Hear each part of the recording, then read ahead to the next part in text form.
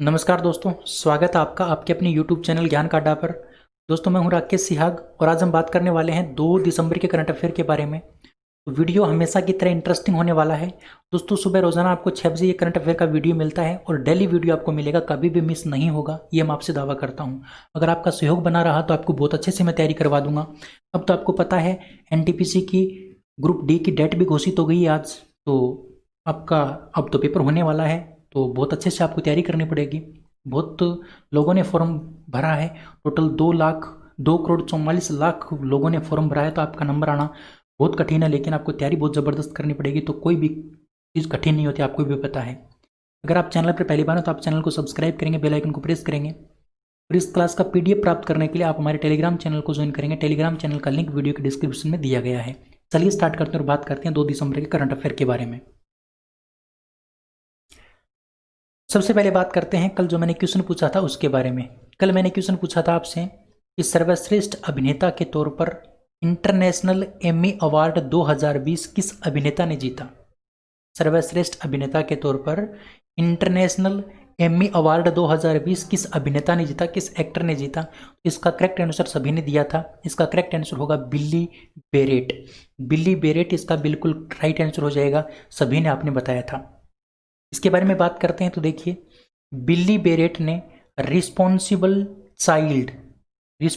Child यानी कहने का मतलब यूके में अपनी भूमिका के लिए 48वें अंतर्राष्ट्रीय एमी पुरस्कार में सर्वश्रेष्ठ अभिनेता का पुरस्कार जीता। कौन से इंटरनेशनल एमी अवार्ड में? 48वें इंटरनेशनल एमी अवार्ड में किसने जीता? बिल्ली बेरेट ने जीता। कौन, किसके लिए? रेस्पॉन्सिबल चाइल्ड के लिए। दोस्तों, बिल्ली बेरेट की आयु इस समय मात्र क्या है? 13 वर्ष है। अभी हाल ही में वो 13 वर्ष के ही हैं। और दोस्तों, वो क्या है कि इंग्लिश एक्टर हैं। इन्होंने टेलीविज़न में अपना एक्टिंग करियर शुरू किया था। टेलीविज़न से अपना एक्टिंग करियर शुरू किया था और वर्ष 2016 में इसकी पहली फिल्म आई थी जिसका नाम था टू ड्रीम। क्या नाम था फिल्म का? To dream. तो ध्यान रखना, बिल्ली बेरेट मात्र 13 साल की उम्र के हैं।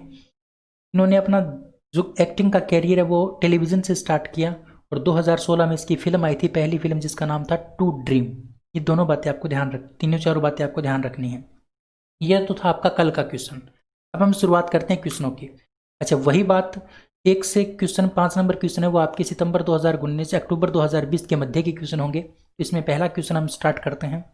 पहला क्वेश्चन है कि 29 नवंबर 2019 को गठित राज्य आर्द्रभूमि प्राधिकरण का अध्यक्ष किसे बनाया गया था? राज्य आर्द्रभूमि प्राधिकरण का अध्यक्ष किसे बनाया गया था? तो ध्यान रखना मेरे प्यारे साथियों, राज्य आर्द्रभूमि प्राधिकरण का जो अध्यक्ष बनाया गया था वो वन पर्यावरण मंत्री को बनाया गया था। किसको बनाया गया था? वन पर्यावरण मंत्री को। ऑप्शन नंबर आपका डी बिल्कुल करेक्ट आंसर हो जाएगा। देखिए, सांबर झील में पक्षियों की मौत के बाद राजस्थान सरकार ने पर्यावरण मंत्री की अध्यक्षता में 20 सदस्यीय राज्य आर्द्रभूमि प्राधिकरण का गठन 29 नवंबर 2019 को किया। इंपॉर्टेंट क्वेश्चन है मेरे प्यारे साथियों, ध्यान रखना। जो राज्य आर्द्रभूमि प्राधिकरण है उसका गठन कब किया गया था? तो 29 नवंबर 2019 को इसका गठन किया गया था।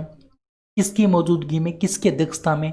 तो वन पर्यावरण मंत्री की अध्यक्षता में। इसमें टोटल कितने सदस्य हैं? तो इसमें 20 सदस्य हैं। दोस्तों, जिस समय इसका गठन किया गया उस समय राज्य के पर्यावरण मंत्री कौन थे? सुखराम बिश्नोई। तो इसके अध्यक्ष कौन थे? पहले अध्यक्ष कौन है मेरे प्यारे साथियों? तो ध्यान रखना, सुखराम बिश्नोई, है ना। जो पर्यावरण मंत्री थे उन्हीं की अध्यक्षता में ये प्राधिकरण लागू किया गया था या फिर इसका गठन किया गया था, राज्य आर्द्रभूमि प्राधिकरण का। तो इसके पहले अध्यक्ष कौन? सुखराम बिश्नोई। और इसका उपाध्यक्ष किसे नियुक्त किया गया था? इसका उपाध्यक्ष नियुक्त किया गया था मुख्य सचिव को। और मुख्य सचिव वर्तमान में कौन है दोस्तों? तो ध्यान रखना, राजीव स्वरूप राजस्थान के वर्तमान में क्या है? मुख्य सचिव हैं। तो उपाध्यक्ष मैंने बता दिया, अध्यक्ष मैंने बता दिया, कब इसका गठन किया गया था और क्यों किया गया था। सांबर झील के अंदर पक्षियों की मौत के बाद इसका गठन किया गया था। ये सारी बातें आपको ध्यान रखनी है। अगला क्वेश्चन है कि नवंबर 2019 में पक्षियों की मृत्यु के कारण राजस्थान की कौन सी झील चर्चा में रही? अभी अभी मैंने आपको बताया था सांबर झील पक्षियों की मृत्यु के कारण चर्चा में रही थी। अच्छा, किस रोग के कारण वो पक्षी मर रहे थे उसकी बात भी हम करेंगे, लेकिन ध्यान रखना मेरे प्यारे साथियों, 2019 के अंदर पक्षियों की मृत्यु के कारण राजस्थान की कौन सी झील चर्चा में थी? तो ध्यान रखोगे आप अच्छे से, सांभर झील। अच्छा, प्रारंभिक रिपोर्ट के अनुसार पक्षियों में मृत्यु का कारण जो था ना, वो था बोटुलिज्म नामक बीमारी। बोटुलिज्म नाम की जो बीमारी है वो पक्षियों में हो गई थी, जिसके कारण सांभर के अंदर पक्षी ज़्यादा मर रहे थे इस बोटुलिज्म बीमारी के कारण। और दोस्तों ये जो बीमारी है ये तंत्रिका तंत्र को प्रभावित करती है। किसको प्रभावित करती है? तंत्रिका तंत्र को प्रभावित करती है। तो आपसे ये भी पूछा जा सकता है मेरे प्यारे साथियों कि नवंबर 2019 में पक्षियों की मृत्यु का कारण बनी बोटुलिज्म बीमारी में पक्षियों का कौन सा अंग प्रभावित होता है? तो ध्यान रखना, तंत्रिका तंत्र प्रभावित होता है। दोस्तों बात करते हैं सांभर झील की। तो इस सांभर झील के ऊपर नवंबर से फरवरी के महीने में साइबेरियाई से हजारों की संख्या में क्या आते हैं? फ्लेमिंगो और अन्य प्रवासी पक्षी आते हैं। फ्लेमिंगो नाम के जो साइबेरियन पक्षी होते हैं वो नवंबर से लेकर फरवरी के महीने के बीच में सांभर झील के किनारे आते हैं। ये इसकी विशेषता है मेरे प्यारे साथियों सांभर झील की।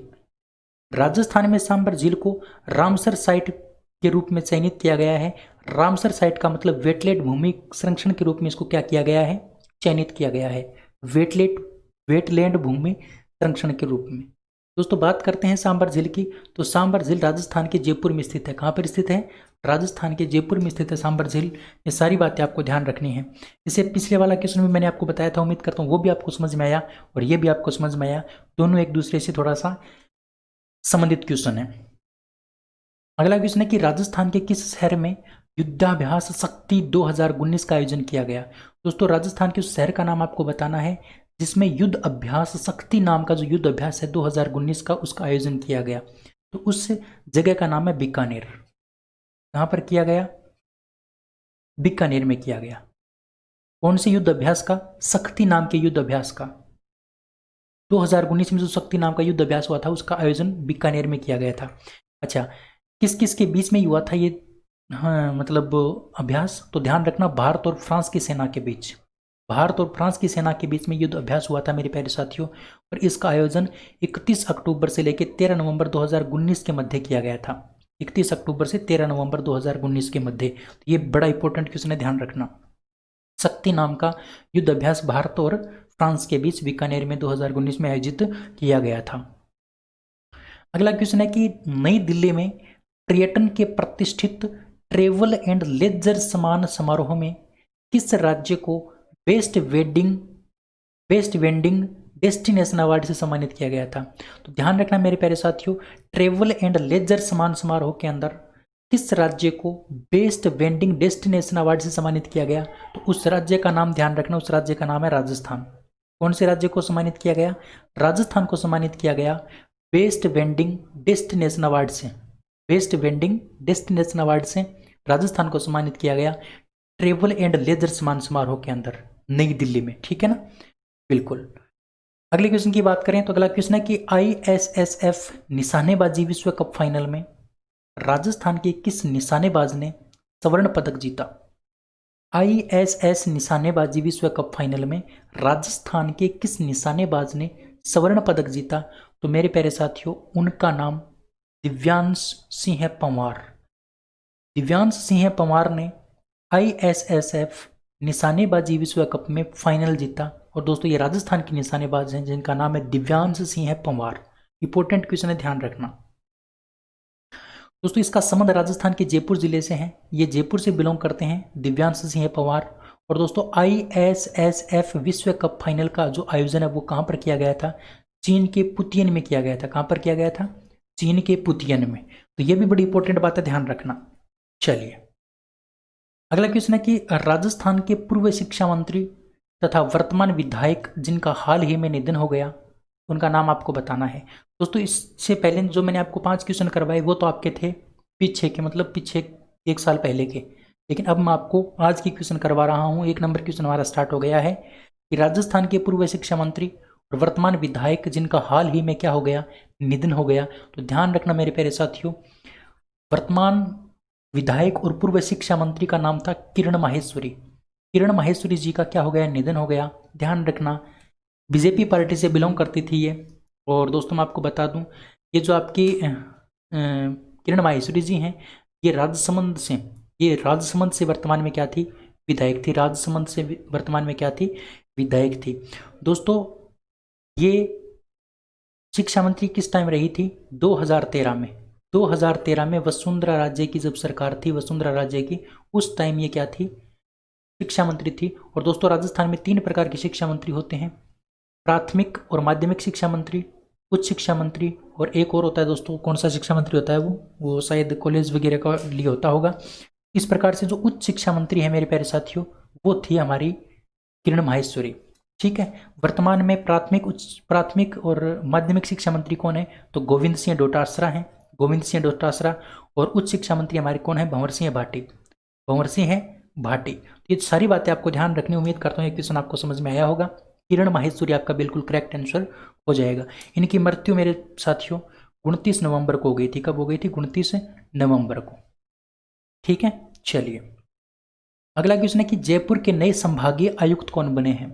जयपुर के नए संभागीय आयुक्त कौन बने हैं, तो बड़ी इंपॉर्टेंट बात है, जयपुर के नए संभागीय आयुक्त जो बने हैं वो बने हैं आपके डॉक्टर राजेश समित शर्मा। डॉक्टर समित शर्मा क्या बने हैं आपके, डॉक्टर समित शर्मा जयपुर के नए संभागीय आयुक्त बने हैं। ऑप्शन नंबर बी आपका क्या हो जाएगा, करेक्ट आंसर हो जाएगा। ठीक है, करेक्ट आंसर हो जाएगा आपका। ठीक है, चलिए अगले क्वेश्चन की बात करते हैं। उससे पहले मैं आपको बता दूं जयपुर के नए संभागीय आयुक्त कौन बने हैं, डॉक्टर समित शर्मा बने हैं। जयपुर के नए संभागीय आयुक्त कौन बने हैं, तो जयपुर के संभागीय आयुक्त बने हैं समित शर्मा। और दोस्तों जोधपुर के कौन बने हैं, तो जोधपुर के आपके बने हैं, जोधपुर के बने हैं डॉक्टर राजेश शर्मा, डॉक्टर राजेश शर्मा। तो 2 इंपॉर्टेंट बात मैंने आपको बताई, जो राजेश शर्मा है प्यारे साथियों वो तो बने हैं आपके जोधपुर के, वो तो बने हैं आपके जोधपुर के। और दोस्तों अगर हम बात करते हैं समित शर्मा की, तो ये बने हैं जयपुर के संभागीय आयुक्त। ये किसके बने हैं, जयपुर के बने हैं संभागीय आयुक्त। ठीक है, चलिए अगले क्वेश्चन की बात करते हैं, नेक्स्ट क्वेश्चन की। अगला क्वेश्चन आपके सामने ये रहा। चलिए अगला क्वेश्चन है कि राजस्थान के खिलाड़ी कमलेश खटीक, जिन्हें राजस्थान पुलिस में सब इंस्पेक्टर का पद मिला है, उनका संबंध किस खेल से है। तो दोस्तों आपको बताना है कि जो राजस्थान के खिलाड़ी हैं जिनका नाम है कमलेश खटीक, जिन्हें राजस्थान पुलिस में सब इंस्पेक्टर का पद मिला है, उनका संबंध किस खेल से है। तो मेरे प्यारे साथियों मैं आपको बता दूं उनका जो संबंध है वो किस खेल से है, वो आपको बताना है। ठीक है ना, हाँ, इनका जो संबंध है मेरे प्यारे साथियों वो वॉलीबॉल से है। किससे है, वॉलीबॉल से, ध्यान रखना इनका संबंध वॉलीबॉल से है। ऑप्शन नंबर आपका बी क्या हो जाएगा, करेक्ट आंसर हो जाएगा। ठीक है, ये दोस्तों भीलवाड़ा के रहने वाले हैं। कहाँ के रहने वाले हैं, भीलवाड़ा के रहने वाले हैं कमलेश खटीक, जिन्हें राजस्थान पुलिस में सब इंस्पेक्टर का पद मिला है। ठीक है, चलिए जब साउथ एशियन गेम हुए थे 2019 में, साउथ एशियन जब गेम हुए थे, साउथ एशियन गेम के टाइम इन्होंने क्या जीता था, साउथ एशियन गेम के टाइम 2019 में इन्होंने स्वर्ण पदक जीता था। और उसी के उपलक्ष्य में इनको राजस्थान पुलिस में सब इंस्पेक्टर का पद मिला है, और ये वॉलीबॉल के खिलाड़ी हैं। अगला क्वेश्चन है कि अरब खाड़ी का पहला कोयला आधारित पावर प्लांट कहाँ स्थापित किया जाएगा। तो मैं बता दूं आपको मेरे प्यारे दोस्तों, जो अरब की खाड़ी है उसका पहला कोयला आधारित पावर प्लांट जो स्थापित किया जाएगा वो आपका किया जाएगा मेरे प्यारे साथियों, कहाँ पर, दुबई के अंदर। कहाँ पर किया जाएगा, दुबई के अंदर। ध्यान रखना मेरे प्यारे साथियों, दुबई का जो एक शहर है से सोएब नाम का एक स्थान है, वहां पर क्या किया जाएगा, इसको स्थापित किया जाएगा। अरब खाड़ी का पहला कोयला आधारित पावर प्लांट, अरब खाड़ी का या फिर अरब देशों का सबसे पहला कोयला आधारित पावर प्लांट कहाँ पर स्थापित किया जाएगा दोस्तों, दुबई के अंदर किया जाएगा। और टोटल इसकी कितनी इकाइयाँ लगाई जाएंगी, तो मैं आपको बता दूं इसकी टोटल 4 इकाइयाँ लगाई जाएंगी। इसकी टोटल कितनी इकाइयाँ लगाई जाएंगी, 4 इकाइयाँ। उसमें से पहली इकाई का उद्घाटन 2020 में, दूसरी का ये उम्मीद की जा रही है कि 2021 में हो जाएगा, तीसरी इकाई का उद्घाटन 2022 में हो जाएगा, और चौथी इकाई का उद्घाटन 2023 में हो जाएगा। मतलब 2023 तक चारों इकाइयाँ संचालित हो जाएंगी। और जैसे ही दोस्तों अगर चारों इकाइयाँ संचालित हो जाएंगी तो इससे क्या हो जाएगी, 600 मेगावाट की बिजली उत्पादित होने लगेगी। कहने का मतलब 2.5 लाख घरों में क्या हो जाएगी, बिजली पहुंच जाएगी सऊदी अरब में।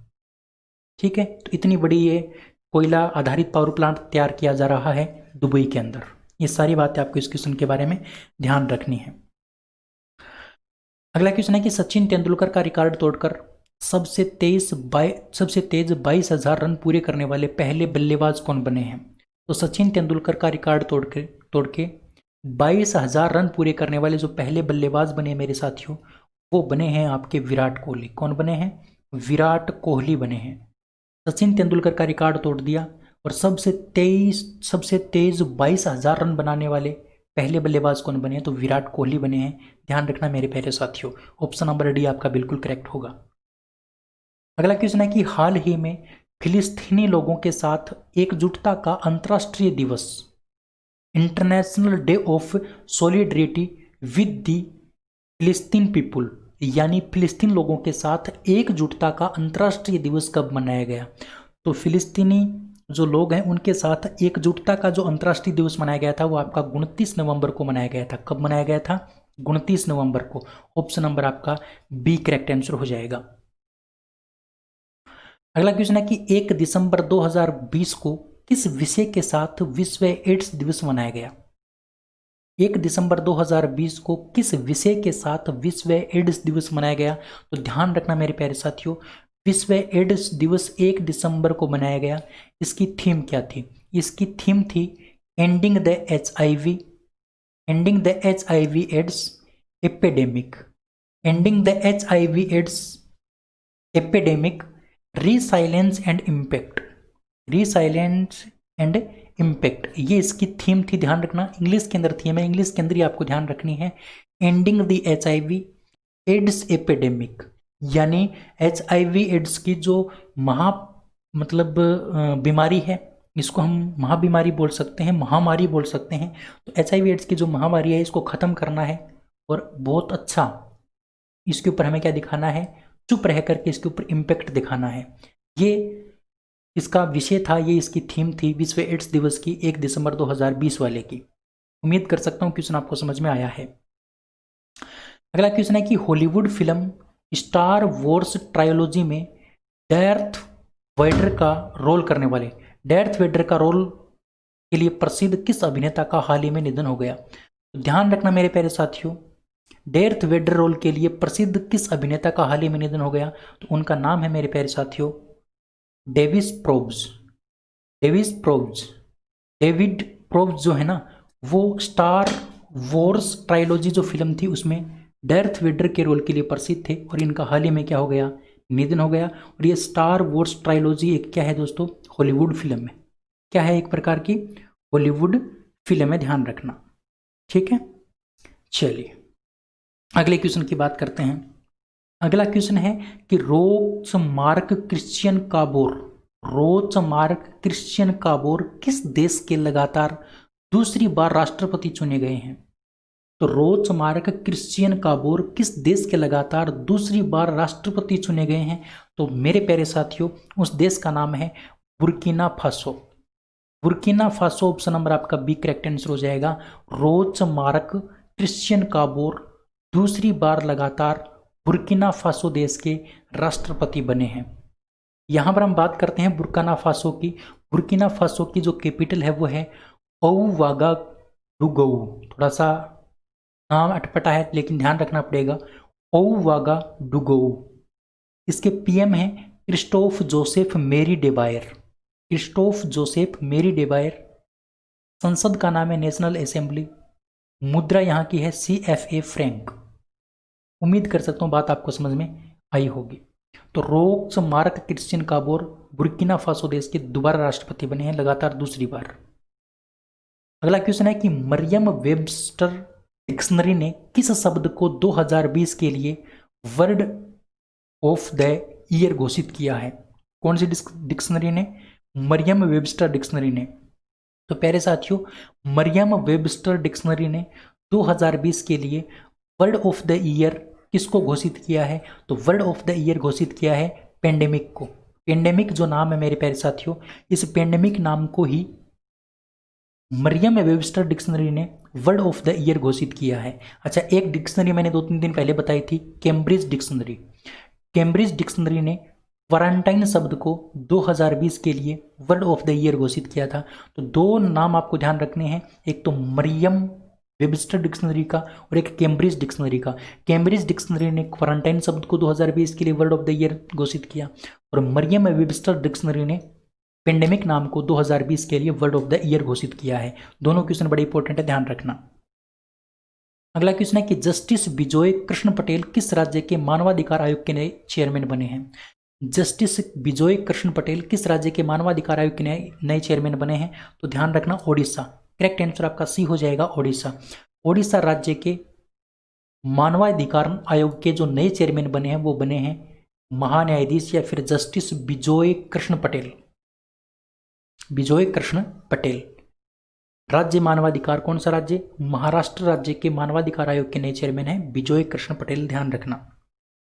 अगला क्वेश्चन है कि निम्नलिखित में से किस राज्य ने महिला सशक्तिकरण के मद्देनजर अस्नोदोई योजना या फिर अरुणोदय योजना लॉन्च किया है? दोस्तों, उस राज्य का नाम आपको बताना है जिसने महिला सशक्तिकरण के मद्देनजर रखते हुए एक योजना लॉन्च की, उसका नाम है अस्नोदोई योजना या फिर अरुणोदय योजना। अस्नोदोई योजना या फिर अरुणोदय योजना जो है वो किसने लॉन्च किया है महिला सशक्तिकरण के लिए? तो उस राज्य का नाम है असम। ऑप्शन नंबर ए आपका बिल्कुल क्या हो जाएगा? करेक्ट आंसर हो जाएगा। ध्यान रखना, ठीक है। अस्नोदोई योजना या फिर अरुणोदय योजना लॉन्च की है वो असम ने की है। ऑप्शन नंबर ए आपका बिल्कुल करेक्ट है और इसका उद्देश्य क्या है? महिला सशक्तिकरण, ठीक है, बिल्कुल। अगला क्वेश्चन है कि किस भारतीय लघु फिल्म को लाइव एक्शन शॉर्ट फिल्म श्रेणी में, कौन सी श्रेणी में? लाइव एक्शन शॉर्ट फिल्म श्रेणी में 93 ऑस्कर में आधिकारिक प्रविष्टि के रूप में चुना गया है। यानी कहने का मतलब कौन सी फिल्म को 93 ऑस्कर के लिए लाइव एक्शन शॉर्ट फिल्म की श्रेणी में किस भारतीय लघु फिल्म को नॉमिनेट किया गया है? तो उस भारतीय फिल्म का नाम है मेरे प्यारे दोस्तों, उस फिल्म का नाम है सेमलेस। क्या नाम है? सेमलेस। सेमलेस के साथ साथ जल्लीकुट को भी किया गया है, ध्यान रखना, जल्लीकुट को भी किया गया है, ठीक है ना, जल्लीकुट को भी किया गया है, लेकिन इसको लाइव एक्शन शॉर्ट फिल्म के रूप में किया गया है। ये क्वेश्चन मैंने आपको कल बताया था, अगर आपको याद है तो। ये क्वेश्चन जो है वो मैंने आपको कल बताया था, लेकिन मेरे प्यारे साथियों मैंने आपको ये जो क्वेश्चन बताया है ये आज मैंने आपको बताया है शॉर्ट एक्शन मूवी के लिए। किसके लिए? शॉर्ट एक्शन मूवी के लिए मैंने आपको बताया है, ठीक है ना, बिल्कुल। तो क्वेश्चन उम्मीद कर सकता हूँ आपको समझ में आया होगा, ठीक है। चलिए अगले क्वेश्चन की बात करें, नेक्स्ट क्वेश्चन की। तो सेमलेस आपका क्या हो जाएगा? करेक्ट आंसर हो जाएगा। सेमलेस आपका क्या हो जाएगा? करेक्ट आंसर हो जाएगा, ठीक है। चलिए भाई अगले क्वेश्चन की बात करते हैं। अगला क्वेश्चन है, उससे पहले मैं आपको बता दूं ऑस्कर के बारे में। ऑस्कर जो है, ऑस्कर का जो 93 जो अवार्ड है वो कहाँ दिया जाए, कब दिया जाएगा? तो अप्रैल 25 2021 को, अप्रैल 25 2021 को ये ऑस्कर अवार्ड दिए जाएंगे। कहाँ पर दिए जाएंगे दोस्तों? तो डोल्बी थिएटर, हॉलीवुड जो थिएटर है वहाँ पर दिए जाएंगे। कहाँ पर पड़ता है? लॉस एंजल्स में पड़ता है, कैलिफोर्निया के अंदर। कैलिफोर्निया के अंदर लॉस एंजल्स में पड़ता है ये, ठीक है। Seamless live action short film की श्रेणी में मिला है सेमलेस को। चलिए अगला क्वेश्चन है कि 30 नवंबर को किसकी अध्यक्षता में संघाई सहयोग संगठन SCO के राष्ट्र प्रमुखों की 19वीं परिषद की बैठक आयोजित की गई? तो संघाई सहयोग संगठन के राज प्रमुखों की 19वीं परिषद की बैठक आयोजित की गई। तो दोस्तों ध्यान रखना, किसकी अध्यक्षता में? वेंकैया नायडू की अध्यक्षता में। किसकी अध्यक्षता में? वेंकैया नायडू की अध्यक्षता में। ध्यान रखना, ऑप्शन नंबर आपका जो सी है वो क्या हो जाएगा? करेक्ट आंसर हो जाएगा। अब यहां पर हम बात करते हैं SCO की। SCO की फुल फॉर्म है संघाई कारपोरेशन ऑर्गेनाइजेशन। संघाई कोऑपरेशन ऑर्गेनाइजेशन या फिर संघाई सहयोग संगठन। इसकी स्थापना 2021 में की गई थी। इसका हेडक्वार्टर बीजिंग के अंदर है। इसके महासचिव का नाम है व्लादिमीर नोरोव। व्लादिमीर नोरोव इसके महासचिव हैं। इसकी आधिकारिक जो भाषा है मेरे प्यारे साथियों वो चाइनीज और रशियन है। और इसके सदस्य देश कितने, 8 हैं। कौन कौन, भारत, चीन, पाकिस्तान, कजाकिस्तान, किर्गिस्तान, उज्बेकिस्तान और तजाकिस्तान, ठीक है ना, और रूस। ये 8 देश क्या हैं, इसके सदस्य हैं। उम्मीद कर सकता हूँ ये बात आपको समझ में आई होगी। आज थोड़ा बहुत बीच में डिस्टर्ब हुआ तो इसके लिए मैं क्षमा चाहूँगा, क्योंकि मेरे पास भी थोड़ा डिस्टर्बेंस था आज, तो थोड़ा सा क्षमा चाहूँगा, लेकिन फिर भी मैंने आपको बहुत अच्छे से करवाने की कोशिश की है। आज मैं आपको क्वेश्चन पूछता हूँ, इस क्वेश्चन का आंसर आपको कमेंट बॉक्स में कमेंट करके देना है। क्वेश्चन है कि भारतीय आईटी उद्योग के जनक के रूप में किसे जाना जाता था, जिनका हाल ही में क्या हो गया, निधन हो गया। हाल ही में इनका क्या हो गया है, निधन हो गया है। तो भारतीय आईटी उद्योग के जनक के रूप में किसे जाना जाता था, वो आपको बताना है कमेंट में कमेंट करके, ठीक है। तो आज के इस वीडियो में इतना ही, अगले वीडियो में फिर मिलते हैं, तब तक के लिए जय हिंद, जय Bharat, thank you, bye bye, have a nice day, thank you.